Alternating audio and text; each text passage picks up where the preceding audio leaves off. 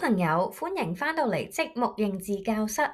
我哋今日咧學呢個字，同前兩集學嘅雪字同埋雷字，佢哋個頭頂都係一模一樣噶。但係咧，今日呢一個字，佢下面有一條長尾巴噶喎。原來呢個就係電字啦。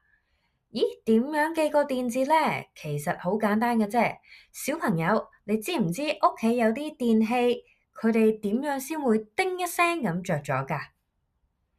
冇錯啦，原來呢電器一定要有插蘇同埋電線㗎喎。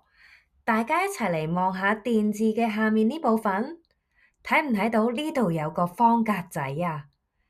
佢呢就係一個插蘇嚟㗎啦。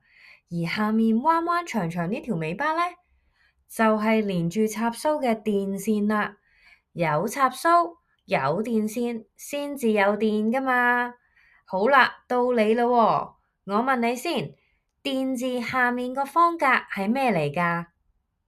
插蘇，係喎，咁下面條長尾巴又係咩嚟嘅呢？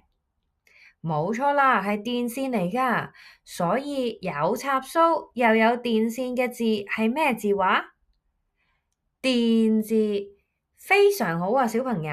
而家同你哋玩個遊戲先，等我俾10秒時間你，即刻揾下你身邊有啲乜嘢係又要用插蘇同埋電線先用到㗎。準備！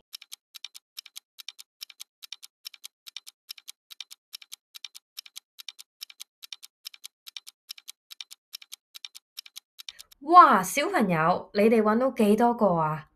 有冇電話同埋電腦呢？最後，我哋一齊嚟睇下電嘅配置：電話、電梯、電影、看電視。認字就係咁簡單㗎啦，記得 subscribe 我哋下次再見啦，拜拜。